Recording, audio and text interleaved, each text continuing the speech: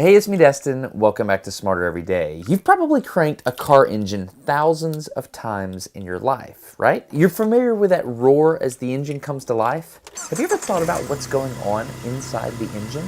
Think about it. You've got thousands of explosions happening every minute, and they all come together to make one unified sound. Well, today on Smarter Every Day, I want to learn what's going on in an individual cylinder. We kind of get a feel for how an explosion propagates inside of a combustion chamber with the transparent potato gun video, but for years, I wanted to see inside of a working engine. Today on Smarter Every Day, we're going to get to see this. Someone posted on the Smarter Every Day subreddit that there's a channel called 805 Road King that had created just this, a transparent engine.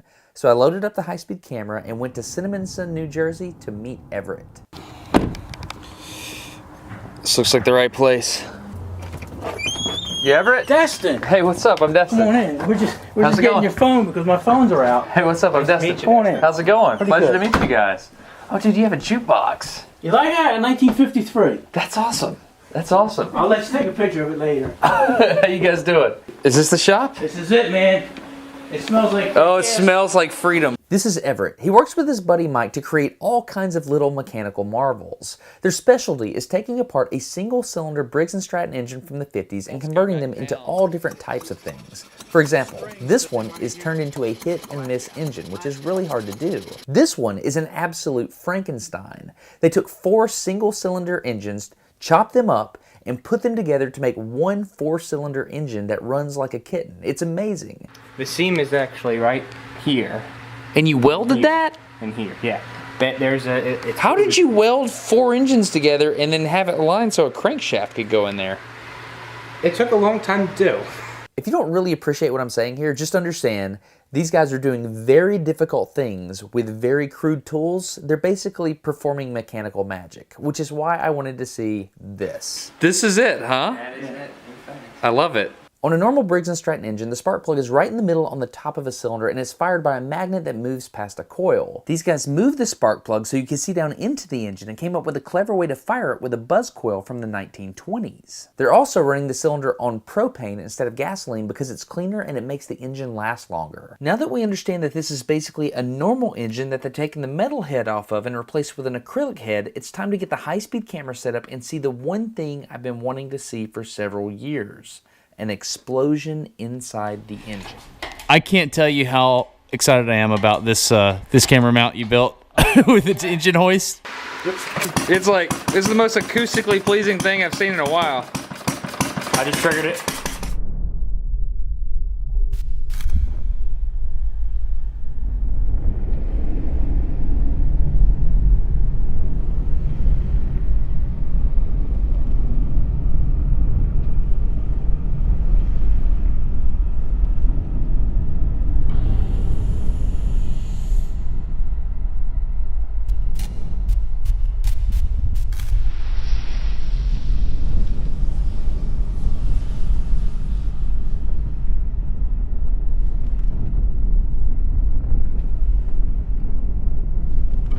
Okay, this is pretty and all, but I want to understand exactly what's happening. We have the piston on the left moving up and down inside the cylinder and 2 valves on the right.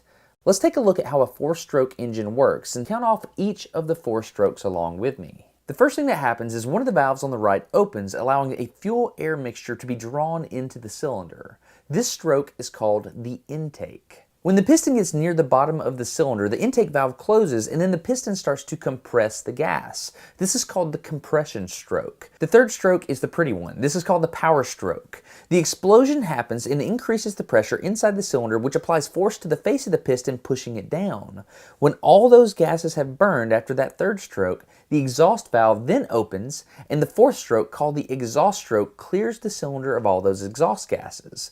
The intake valve then opens back up and the process starts over and over again. Timing is everything in an engine to make sure it works properly. For example, you want to make sure the spark happens just before the piston is at top dead center because you want the pressure to be building up at the same time as that piston is ready to start moving back down. When you hear a person talk about the advancing or retarding of the timing of an engine, that spark timing is what they're talking about. If you look really closely, you can see that the spark happens just before the piston reaches the top of the stroke.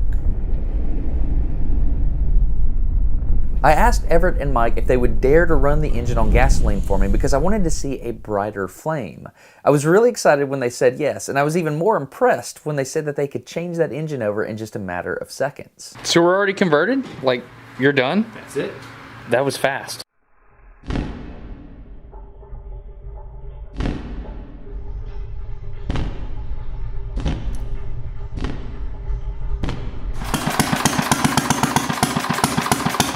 Man, that's good right there.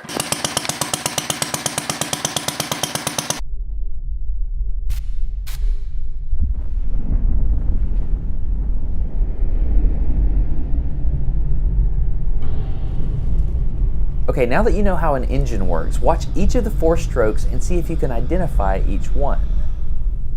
Intake, compression, power, exhaust.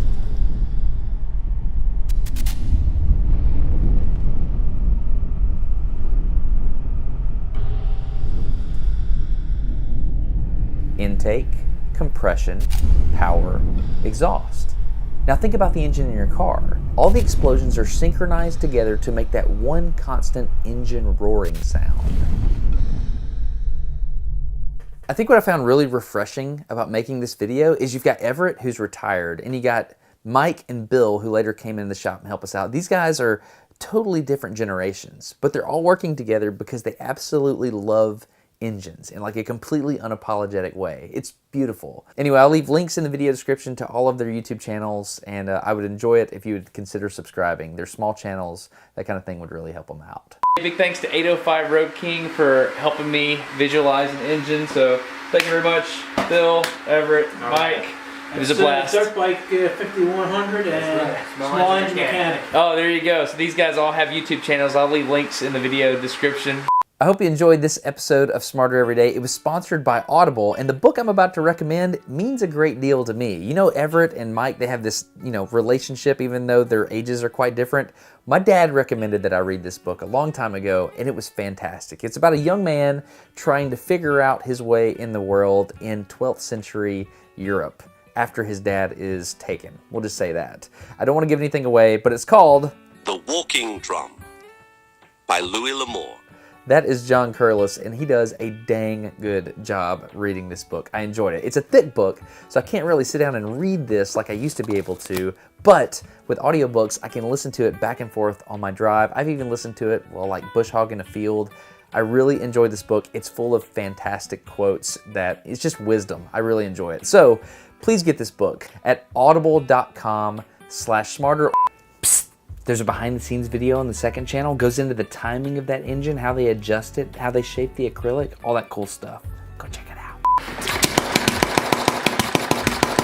Did we just figure out how to... I think we fixed it. We fixed it with back pressure? Look at you. Oh, look at that! Now it's going to melt on there.